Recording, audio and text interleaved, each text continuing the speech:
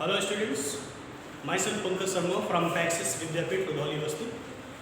Students, it is a very basic topic,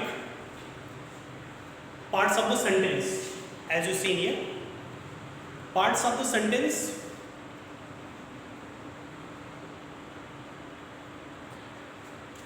What is the part of a sentence? Sentence के part क्या है? इसके previous video में हम लोगों ने क्या पढ़ा था? सेंटेंस के बारे में पढ़ा था कि सेंटेंस हाउ मेनी टाइप्स, कितने प्रकार के होते हैं। लेकिन केवल सेंटेंस के प्रकार पढ़ लेने से हमको सेंटेंस के बारे में या प्रॉपरली स्पीकिंग में, प्रॉपरली राइटिंग में हेल्प नहीं मिल सकती है, ना हम प्रॉपरली ये चीज़ कर सकते हैं। इसलिए सेंटेंस में हम किन किन चीज़ों को इस्तेमाल कर रहे हैं, क्या क्या टर्म वहाँ इस्तेमाल कर रहे हैं, उसके कितने भाग होते हैं, आज इस लेक्चर में हम ये जानेंगे। ये एकदम बेसिक टॉपिक है, किसी भी क्लास का बच्चा जो भी इंग्लिश पढ़ना, लिखना और सीखना चाहता हो, वो अगर ये वीडियो देखेगा तो उसे इसमें बड़ी हेल्प मिलेगी। तो पार्ट्स ऑफ सेंटेंस, जब हम कोई सेंटेंस लिखते हैं तो उसमें सबसे पहले क्या लिखते हैं? किसी का नाम लिखते हैं, किसी पर्सन या वस्तु के बारे में लिखते हैं। और फिर उस सेंटेंस में क्या बात आती है कि हम उस पर्सन या व्यक्ति से रिलेटेड कोई बात बोलते हैं। आ रही बात समझ में? पर्सन या व्यक्ति से रिलेटेड कोई बात बोलते हैं, तब एक सेंटेंस बनता है। जैसे मैं ऐसे एक सेंटेंस लेता हूं कि the sun rises in the east. द sun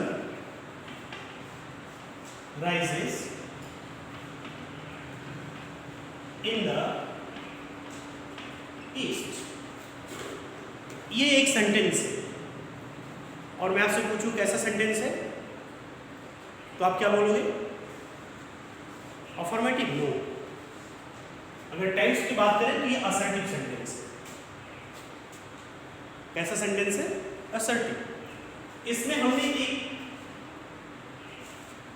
थिंग लिया, सन, प्लेनेट, और इसके बारे में ये जो दूसरा पार्ट है ये इसके बारे में व्याख्या कर रहा है, इसके बारे में एक्सप्लेन कर रहा है। किसके बारे में? सन के बारे में। तो सन आपका क्या हुआ? ये सब्जेक्ट हुआ, जिसके बारे में व्याख्या किया जाता है वो सब्जेक्ट होता है। जिसके बारे में एक्सप्लेन करते हैं किसी सेंटेंस में, दैट इज कॉल्ड सब्जेक्ट। और जो व्याख्या किया जा रहा है, the matter of explanation about the subject, that is called the predicate. तो कोई भी सेंटेंस जो होता है, sentence is divided into two parts. First is subject and second is predicate. Subject and predicate. Subject को हिंदी में बोलते हैं उद्देश्य। क्या बोलेंगे? उद्देश्य। और इसको क्या बोलेंगे? विधेय। उद्देश्य और विधेय। तो एक सेंटेंस को मेनली हम टू पार्ट्स में बांट सकते हैं। We can divide a sentence mainly in two parts. One is subject and second is predicate. What is subject? In a sentence, whatever the matter should be said about the subject. जो matter किसी के बारे में बोला जाए, whatever the matter should be tell about any person or things, then that person or things is called the subject. तो वो person या वस्तु क्या कहलाती है? सब्जेक्ट कहलाती है। और the matter which reveals about the subject, that is called the predicate। यह मैं आपको लिखा नहीं रहा हूं, इसको समझ लीजिए। PDF फॉर्म में आपको एक्सरसाइज मिलेगी और इसके साथ साथ जब आप कॉपी चेक कराने आओगे तो आपको नोट्स मिलेगा। ठीक है? तो सब्जेक्ट और प्रेडिकेट आपको समझ में आ गया होगा। तो आज हम केवल इस लेक्चर में केवल सब्जेक्ट पार्ट के बारे में पढ़ेंगे। ये तो मेनली दो पार्ट हुए सेंटेंस के। अब सब्जेक्ट में कितने पार्ट हो सकते हैं? How many parts in a subject? कितने पार्ट हो सकते हैं, ये आज हम इस लेक्चर में पढ़ रहे हैं।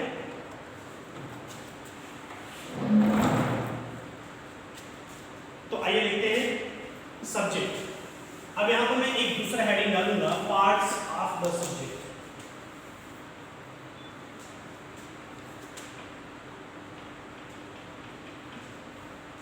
पार्ट्स ऑफ सब्जेक्ट, सब्जेक्ट के पार्ट। आप जानते हो कि जब हम कोई सेंटेंस लिखते हैं तो सेंटेंस बहुत छोटा भी होता है और बहुत बड़ा भी होता है। तो सब्जेक्ट के स्थान पे कोई सिंगल वर्ड भी आ सकता है, 2 वर्ड भी आ सकते हैं, 3 वर्ड भी आ सकते हैं, 4 वर्ड भी आ सकते हैं, और पूरा का पूरा एक क्लास भी सब्जेक्ट के रूप में काम कर सकता है। तो अगर सिंगल वर्ड आ रहा है तो उसके स्थान पे कोई नाउन या प्रोनाउन ही आएगा। लेकिन अगर उससे अधिक वर्ड आ रहे हैं, अगर उससे अधिक शब्द आ रहे हैं, एक से अधिक शब्द आ रहे हैं, तब समझ लीजिए कि वहाँ नाउन और प्रोनाउन ही सिर्फ सब्जेक्ट के रूप में नहीं आया हुआ है, बल्कि पार्ट्स ऑफ स्पीच के अन्य टर्म भी सब्जेक्ट के रूप में आए हुए हैं। जैसे अगर मैं एक छोटा सा सेंटेंस लूँ कि कमला सिंग्स, कमला सिंग्स, एक बहुत छोटा सा सेंटेंस। किसी सेंटेंस को बनाने के लिए मिनिमम 2 चीज़ों की जरूरत पड़ती है, एक तो सब्जेक्ट, सब्जेक्ट के स्थान पे, और दूसरा वर्ब। और सब्जेक्ट के स्थान पे या तो नाउन आएगा या तो प्रोनाउन आएगा।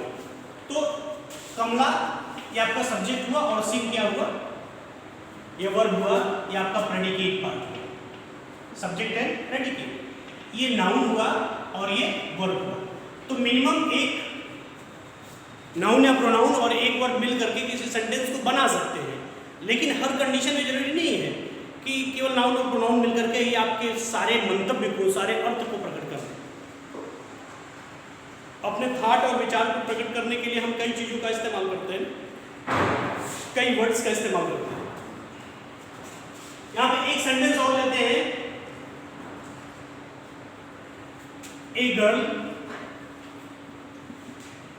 सिंग। अब इस सेंटेंस में देखिए जो सब्जेक्ट के स्थान पे आया है गर्ल, गर्ल क्या है, कॉमन नाउन है, ये आपका सब्जेक्ट हुआ, सिंग आपका प्रेडिकेट हुआ।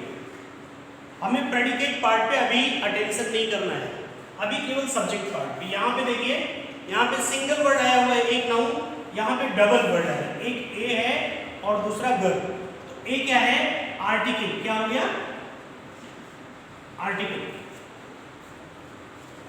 ये क्या है, आर्टिकल।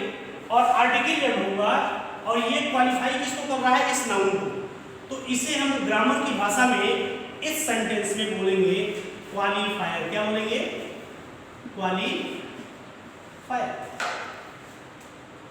और ये आपका मेन, सब्जेक्ट का मेन पार्ट है, इसीलिए बोलते हैं इसे हेड वर्ड। क्या बोलते हैं, हेड वर्ड। अब देखिए, अभी आपके सामने जो सेंटेंस था ये सिंगल सब्जेक्ट सिंगल वर्ड का, फिर दूसरा सेंटेंस जो आया ये डबल वर्ड का आया। फिर एक एग्जांपल लेते हैं, इसे इरेज करना पड़ेगा।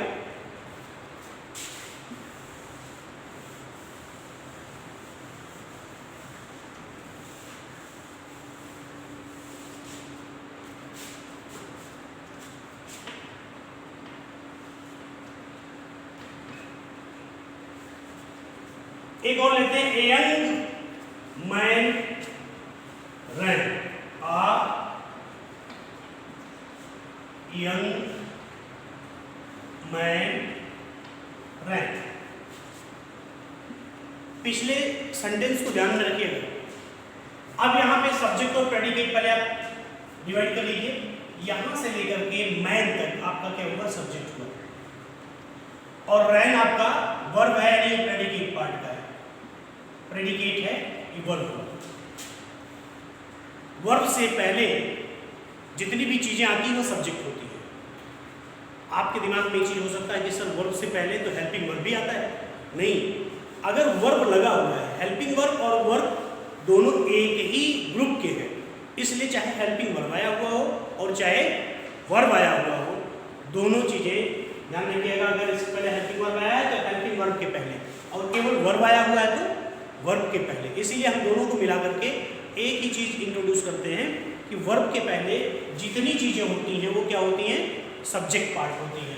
अभी तक एक शब्द का आपका सब्जेक्ट था, फिर 2 शब्द का हुआ, अब 3 शब्द का हो गया। 3 वर्ड्स। अब इसको देखते हैं क्या है इसके पार्ट में। तो इसे हम बोलेंगे डेटरमाइनर। क्या बोलेंगे? डेटरमाइनर। इसको क्या बोलेंगे? क्वालिफायर। और इसको क्या बोलेंगे? ये तो हेडवर्ड है, सॉरी हेड। अभी तक सबसे पहले केवल हेडवर्ड और प्रेडिकेट पार्ट था, इसके बाद क्वालिफायर, हेडवर्ड और प्रेडिकेट पार्ट आया। अब यहां पे आ गया डेटरमाइनर, क्वालिफायर और हेडवर्ड। आ रहा बात समझ में? तो आप यहां पे एक क्वेश्चन उठा सकते हो कि सर वहां पे आर्टिकल लगा हुआ था तो आपने कहा वो क्वालिफायर, और जब यहां लग गया तो आपने कहा डेटरमाइनर। ये कैसे? क्वालिफाई मतलब जानते हो क्या? सपोर्ट। जो डायरेक्टली सपोर्ट करे, डायरेक्टली क्वालिफाई करे, मॉडिफाई करे, उसे क्वालिफाई करते हैं। अब हेड वर्ड के डायरेक्टली कौन आ गया? यंग। और यंग क्या है? एडजेक्टिव। क्या है? तो ये क्वालिफाई हुआ। और ये क्या है? एक आर्टिकल। तो यहां पे एक कॉन्सेप्ट क्लियर हो रहा है। क्या कॉन्सेप्ट? कि इफ अगर हेड वर्ड के पहले सिंगल वर्ड आया हुआ है, वो कुछ भी हो सकता है, डिमोन्स्ट्रेटिव प्रोनाउन भी हो सकता है, आर्टिकल भी हो सकता है, पजेसिव केस का प्रोनाउन भी हो सकता है, या दूसरा कोई टर्म ग्रामर से आ सकता है वहां पे। तो ऐसी स्थिति में अगर सिंगल है, वो अकेला है, हेड वर्ड के पहले अकेले जो चीज लगेगा वो क्या कहलाएगा? क्वालिफायर कहलाएगा। लेकिन जब डबल वर्ड आ गए तो जो हेड वर्ड के तुरंत पहले लगा हुआ है, दैट वर्ड या that term is called the qualifier, and before the qualifier the word is called determiner. यानी हेड वर्ड के पहले जो आया ये क्वालिफायर होगा, और इसके जो पहले आएगा, चाहे जो आए, प्रोनाउन आएगा, डिमोन्स्ट्रेटिव प्रोनाउन आएगा या पजेसिव प्रोनाउन आएगा, कुछ भी आ जाए, आर्टिकल आ जाए, तो ये क्या कहलाएगा? डेटरमाइनर। इतना कॉन्सेप्ट आपका क्लियर हुआ?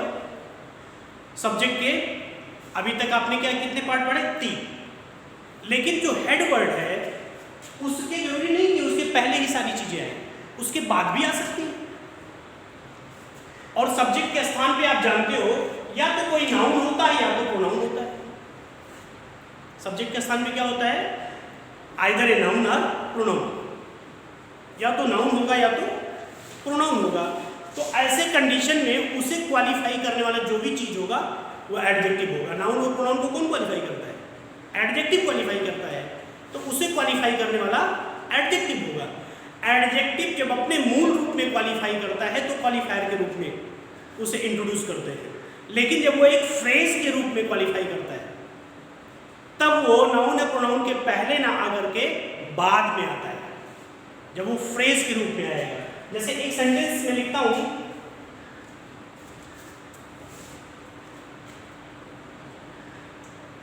माई younger son in Kanpur is a doctor. देखिए सेंटेंस बड़ा हो गया, और मैंने पहले कहा कि सब्जेक्ट और प्रेडिकेट को अलग करने का एक आसान तरीका है, वर्ब को छांट लो। वर्ब यहाँ पे है तो वर्ब से लेकर के राइट साइड का जितना पार्ट होता है वो क्या होता है? प्रेडिकेट होता है। और वर्ब से के पहले का जितना पार्ट होता है ये क्या होता है? सब्जेक्ट होता है। अब देखिए इतना पूरा पार्ट आपका सब्जेक्ट हो गया। आ रहा बात समझ में? इतना पूरा पार्ट आपका सब्जेक्ट है। अब यहाँ पे हेड वर्ड कौन है? सन। सन आपका क्या है? Head word. यही मेन शब्द है, मेन सब्जेक्ट है, मुख्य शब्द यही है आपके सब्जेक्ट पार्ट में। यंगर क्या है? एडजेक्टिव या क्वालिफायर है। माई पजेसिव केस का प्रोनाउन, आई का पजेसिव केस माई, तो पजेसिव केस का प्रोनाउन ये क्या हो गया? डिटरमाइनर।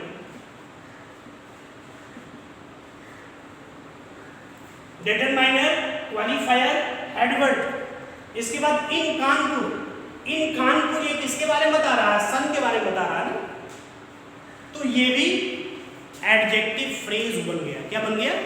एडजेक्टिव फ्रेज, क्योंकि नाउन या प्रोनाउन के बारे में बताने वाला जो भी शब्द होगा वो क्या होगा? एडजेक्टिव होगा। वो चाहे मुख्यतः एडजेक्टिव के रूप में, यहाँ देखिए मेन रूप से यंगर एडजेक्टिव के रूप में आया कंपैरेटिव डिग्री में, और यहाँ ये फ्रेज के रूप में आया, तो इसे हम एडजेक्टिव या एडजेक्टिवल फ्रेज बोलते हैं। क्या बोलते हैं? Adjectival phrase. तो अब यहां एक चीज कंफर्म हुआ कि कम से कम सब्जेक्ट पार्ट में 4 चीजें आ सकती हैं। कौन कौन? नंबर 1 डिटरमाइनर,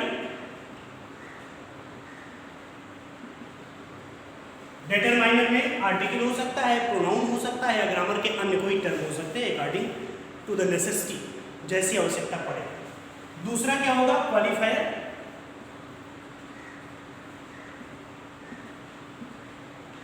थर्ड क्या होगा? हेडवर्ड, और फोर्थ क्या होगा? Adjectival phrase.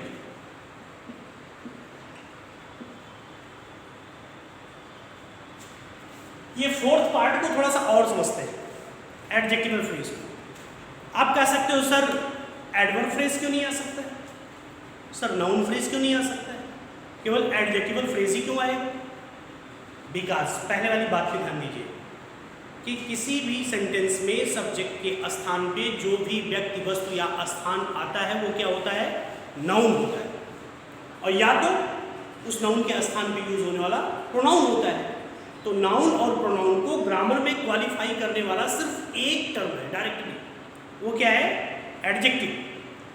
तो इसीलिए यहाँ पे केवल एडजेक्टिवल फ्रेज आ सकता है, एडवर्ब फ्रेज नहीं आएगा। एडवर्बियल फ्रेज, एडवर्ब किसको क्वालिफाई करेगा? वर्ब को क्वालिफाई करेगा, तो वर्ब के आसपास रहेगा, ना कि हेडवर्ड के आसपास रहेगा। तो इसीलिए ये 4 पार्ट, सब्जेक्ट के कितने पार्ट होते हैं? 4 पार्ट। इसको आपको ध्यान रखना, अपनी कॉपी में नोट करना है, और इस वीडियो को कम से कम 2 से 3 बार आप जब देखोगे तब अच्छी तरीके से आपको समझ में आएगा। अब थोड़ा सा सब्जेक्ट पे और बात कर सकते हैं कि सब्जेक्ट के स्थान पे क्या क्या आ सकता है। एक तो कन्फर्म नाउन आएगा, प्रोनाउन आएगा, ये 2 चीजें एकदम 100% कन्फर्म रहे कि सब्जेक्ट के स्थान पे। जब सब्जेक्ट की बात की जा रही है तो ध्यान रखना के स्थान पे तो हेडवर्ड की बात की जा रही है। हेडवर्ड को सपोर्ट करने वाले और चीज तो उसके सपोर्टर है, लेकिन उसके स्थान पे और क्या चीजें आ सकती है ये इस पर थोड़ी सी चर्चा की कर लिया जाए तो ज्यादा बेटर होगा।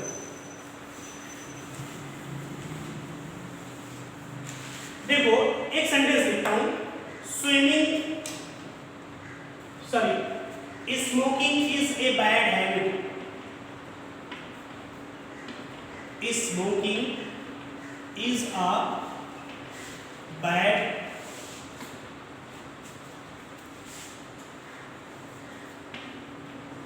habit। अब ये जो सेंटेंस है smoking is a bad habit, अगर हम इसमें आपसे कहें कि सब्जेक्ट और प्रेडिकेट को आप अलग अलग कीजिए, डिवाइड कीजिए, तो आप कहोगे सर वर्ब से लेकर के राइट साइड का जितना पार्ट है ये प्रेडिकेट है, और वर्ब के पहले का जितना पार्ट है ये सब्जेक्ट है। लेकिन आपके मन में एक चीज, एक क्वेश्चन आ सकता है कि सर ये तो वर्ब लग रहा है, आईएनजी फॉर्म लगा हुआ है वर्ब का, तो वर्ब लग रहा है, तो ध्यान दीजिएगा। लेकिन अब इस सेंटेंस के हिसाब से वर्ब यहाँ ये इज है, और इसके पहले जो चीज आया वो सब्जेक्ट है, और सब्जेक्ट के स्थान पे या तो नाउन आता है या तो प्रोनाउन आता है। प्रोनाउन का फॉर्म ऑलरेडी पहले से क्लियर है, नाउन का फॉर्म क्लियर नहीं होता, क्योंकि नाउन के स्थान पे प्रोनाउन यूज हो सकता है। आई बात समझ में? ग्रामर में प्रोनाउन को नाउन का सबऑर्डिनेट माना जाता है, ध्यान रखिएगा, वो सबऑर्डिनेट है, तो ये प्रोनाउन तो हो नहीं सकता, इसलिए क्या हुआ ये नाउन हुआ। लेकिन कैसा नाउन? ये जीरेंडियल नाउन हुआ। कैसा नाउन? जीरेंडियल नाउन, इसे जीरेंड बोलते हैं। अब आप कहोगे सर जीरेंड क्या होता है? जब आप वर्ब पढ़ोगे आगे, जब हम आपको वर्ब पढ़ाएंगे तो वहां पे वर्ब में वर्ब का एक फॉर्म ये भी होता है। जब फाइनाइट और नॉन फाइनाइट वर्ब आप पढ़ोगे तो उसमें आपको ये चीज़ें क्लियर होंगी कि फाइनाइट वर्ब क्या होता है और नॉन फाइनाइट क्या होता है, और उसी नॉन फाइनाइट वर्ब में ये जीरेंड, पार्टिसिपल और इन्फिनिटिव, ये 3 पॉइंट्स आपको मिलेंगे जो वर्ब होते हुए भी वर्ब का काम नहीं करते, बल्कि काम क्या करते हैं, नाउन का काम करते हैं या दूसरे टर्म का काम करते हैं, एडजेक्टिव का काम करेंगे, नाउन या एडजेक्टिव का।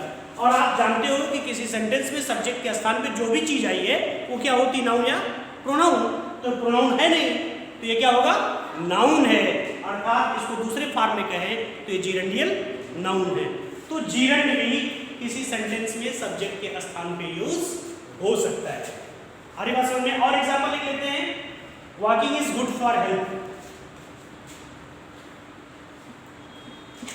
Walking is good for health.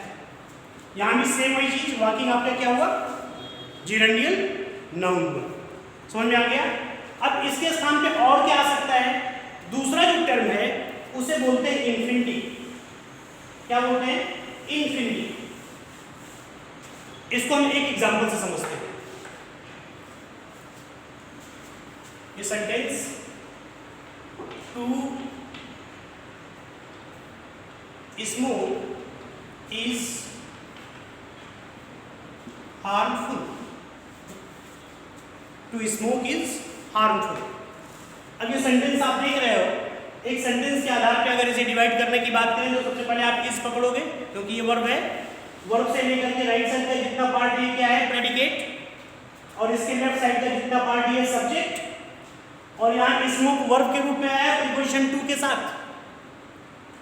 Preposition और कंजक्शन दो ऐसे टर्म है ग्रामर में जिसे हम कनेक्टर बोलते हैं। ये कनेक्ट करने का काम करते हैं, एक वर्ड से दूसरे वर्ड को, एक सब्जेक्ट से दूसरे सब्जेक्ट को, एक सेंटेंस से दूसरे सेंटेंस को जोड़ने का काम करते हैं। तो ये क्या होता है, कनेक्टर। तो प्रीपोजिशन टू के साथ जब वर्ब आ जाता है तब वो वर्ब नहीं रहता बल्कि क्या बन जाता है, इन्फिनिटिव बन जाता है, और वो इन्फिनिटिव नाउन के रूप में काम करता है। आ रही बात समझ में। तो यहाँ वर्ब के पहले जो एक चीज है ये वर्ब ना होकर के इन्फिनिटिव है, और ये क्या है यहाँ पे, नाउन।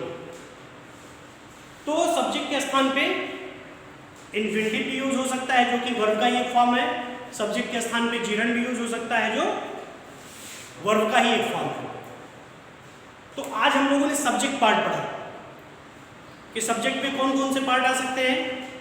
सब्जेक्ट में मेनली 4 पार्ट आते हैं। सबसे पहले determiner, second qualifier, third headword, fourth adjectival phrase.